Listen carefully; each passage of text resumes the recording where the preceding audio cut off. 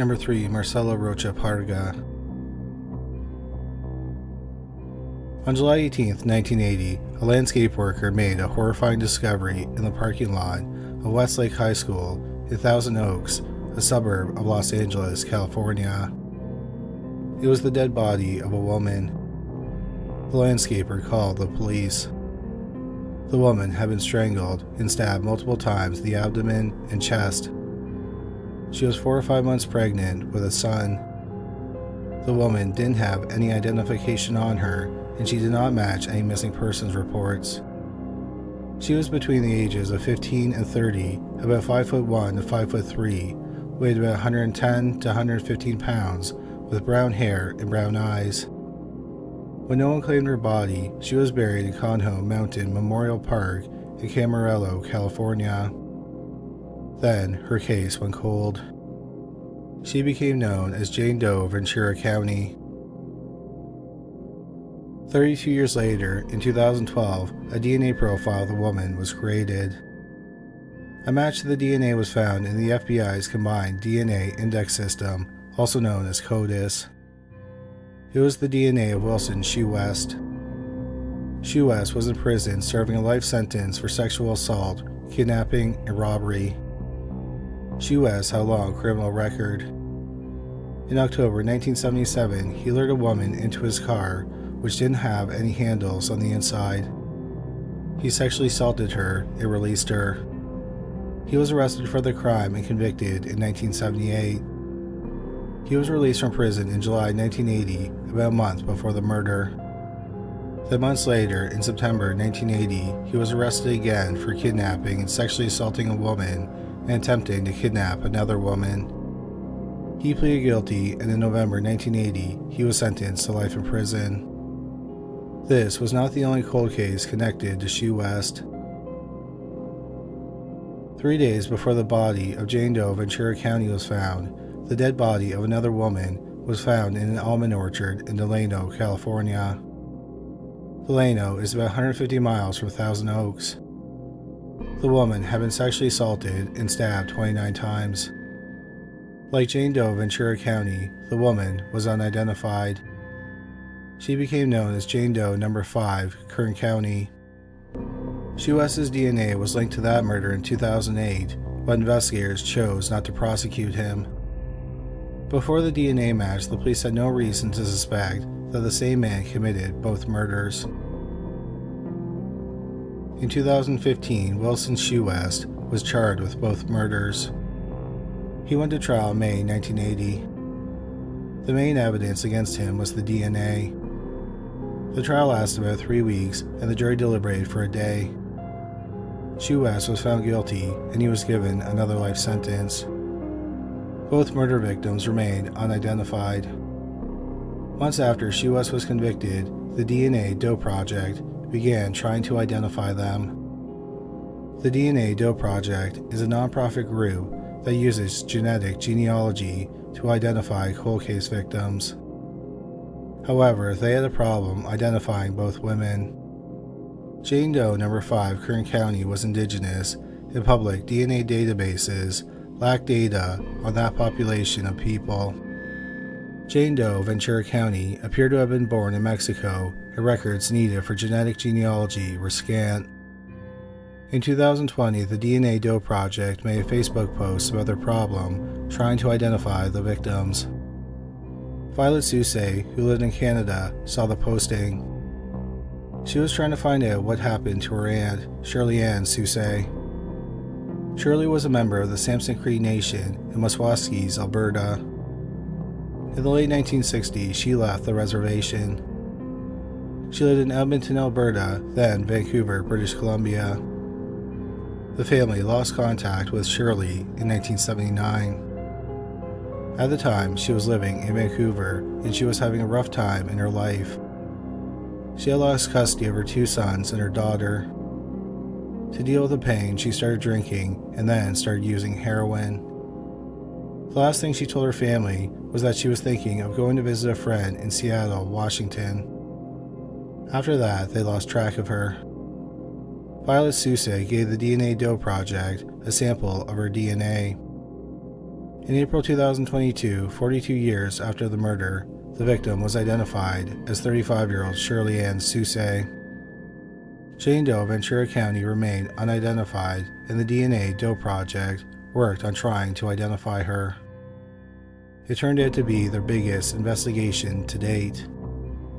Over 40 volunteers worked on the case, and family trees of over 125,000 people were made. In February 2026, they announced that thanks to genetic genealogy, they had identified the victim after nearly 46 years. She was 22-year-old Maricela Rocha Parga. Maricela was born in 1958 in Monterrey, Mexico, and her family later relocated to Los Angeles. However, it's unclear why a missing persons report was never filed. At the time of this recording, 74-year-old Wilson Shue West is serving a sentence at the Substance Abuse Treatment Facility in State Prison, Cochrane. Number 2. Orlene Donaldson. The Continental Hotel was in downtown Kansas City, Missouri. The building, which was constructed in 1924, was U-shaped. Around 12:30 p.m. on April 6, 1979, some workers were laying carpet on the 15th floor of the hotel. One of them looked out the window and saw something odd. It was the body of a partially dressed woman on the 12th floor roof. The police were called and they confirmed that the woman was dead. It was determined that the woman's throat had been cut. She was then dropped onto the 12th floor roof for the 19th floor fire escape. The police investigated and narrowed in on a suspect. 29-year-old Larry E. Hayes from Sacramento, California, was staying on the 19th floor of the hotel. The police looked in his room and they found the murder weapon and other evidence. The police interviewed Hayes and he admitted to killing the woman. He said that he met her a few hours earlier and they went to his room where they did drugs and drank. However, he claimed it was not a murder and he had acted in self-defense. He said that the woman came at him with a knife. Hayes said he had no idea who the woman was. He had only met her hours before her death. The woman also didn't have any identification on her. Hayes was charged with second-degree murder and he ultimately pleaded guilty. A record of what sentence he received could not be found, and he is not registered in the Missouri Department of Corrections offender database. The police investigated the identity of the woman. She did not match any missing persons reports in the area. They theorized she could have come from Joplin, Missouri, which is about 150 miles south of Kansas City. They thought she could have taken the bus into the city shortly before she met Hayes. She was a white woman who was about 5'4", weighed 100 pounds, with brown hair and hazel eyes. The police were hoping that her possessions would help identify her. For example, close to her body was a ring with a brown rectangle with topaz initials KI66. There was also a tan wallet with RMK inscribed on it. However, none of the items helped identify the woman. She was buried in a local cemetery and became known as the Jackson County Jane Doe. For decades, her identity remained a mystery. Then, in 2025, the Jackson County Medical Examiner's Office reopened the case. They sent evidence to Othram Inc., the private DNA lab. They examined the evidence, but they did not have enough DNA to make a strong profile. So Othram arranged to have the remains exhumed. Using the remains, a strong DNA profile was created. Then they employed genetic genealogy. Then, in February 2006, the police announced that, after 46 years, they had identified the woman. She was 41-year-old Orlene Donaldson. Orlene was born in September 1937 in Quincy, Illinois. When she was 6 years old, her father died at age 29. Sometime afterwards, she moved to Regar, Missouri, her mother's hometown. In May 1958, Orlene married Terrell White. She had a child with him. In 1960, they lived in Shawnee, Kansas, and then in 1962, they were living in Mission, Kansas. At some point, Orlene and Terrell divorced. In May 1974, Orlene married Randy Donaldson. Her mother died in 1971 at age 51 when Orlene was 33. After that, there are not many public records regarding Orlene Donaldson.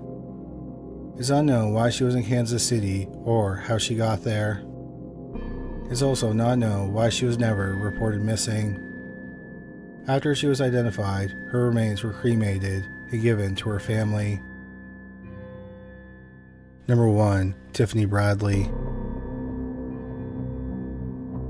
Soldiers Home was a residential and long-term care facility for veterans in Chelsea, Massachusetts. On November 13, 2000, a groundskeeper was walking on the property and he came across a blanket on the ground.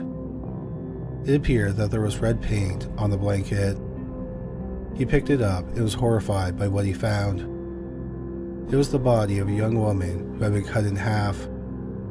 Her toes, heart, hands, and head were missing. The police were unable to identify the young woman. The police reviewed CCTV footage from Soldiers Home.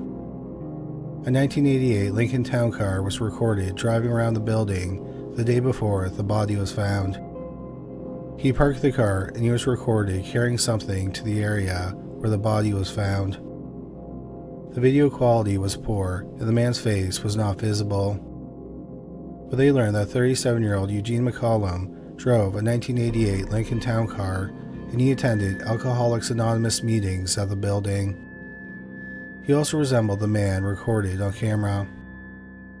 McCollum was living at the YMCA a few miles from the building. He was described as a nice, polite man who always paid his rent on time. McCollum had a criminal record, but it was all for minor and nonviolent crimes. The police were able to get a search warrant for McCollum's room and his car. They found blood in the car and the room, along with other forensic evidence. McCollum was confronted and he confessed to the murder. He said that she was a sex worker whom he picked up and brought back to his room at the YMCA. After having sex, they argued about money. He strangled her and then, using what he described as a Rambo-style knife, he dismembered and mutilated the body in his room. He was asked why he did that, and he said, quote, "I really have no idea. I was just experimenting with the knife," unquote. He stored the body in 2 containers in his room for 2 days. He then dumped the body on the property of Soldiers Home. He buried the head and hands at Nahant Beach. The police went to the area and found the head and the hands. However, it did not help identify the young woman. McCollum was not done confessing. About 6 months after the murder of the young woman, on March 3, 2001, McCollum was visiting his friend, 41-year-old John Lydon, who lived in East Boston. The men met at an Alcoholics Anonymous meeting. It's never been publicly revealed what led up to the murder or the motive, but it's believed that the men argued. McCollum severely beat Lydon and then stabbed him to death. Once he was done, he decapitated Lydon. He wrapped the body in a blanket and then stuffed it under his bed. He took the head and drove over 1,400 miles to Fort Lauderdale, Florida. He buried the head in a park. He gave the police directions to the head and it was found shortly afterward. The body was found 16 days after the murder by Lydon's brother. Initially, Lydon's brother was charged with murder. After McCollum confessed, the charges against him were dropped. McCollum explained that he had problems with his mental health ever since his brother was killed in 1996. His 29-year-old brother was stabbed and thrown through a window in a bar fight. A plea deal was made in the murder of John Lydon. In February 2005, Eugene McCollum pleaded guilty to manslaughter and he was sentenced to 10 to 12 years of prison. 2 weeks later, he pleaded guilty to the murder of the still unidentified woman. For that murder, he was sentenced to life in prison. Eugene McCollum is the prime suspect in at least 2 other murders. One is the 1992 murder of 39-year-old Maria Rivera. Rivera, who lived in Boston, was a known heroin user. In January 1992, her body was found next to a road in Saugus, Massachusetts. She was nude from the waist down. She had been strangled to death. McCollum was about 27 years old at the time of the murder. Another murder where Eugene McCollum is the prime suspect happened in August 2001, just weeks before he was arrested. In August 2001, 23-year-old Kelly Ford was living in an addiction recovery center in South Boston. On August 15, she left the center to go for a job interview. That evening, she did not return to the center.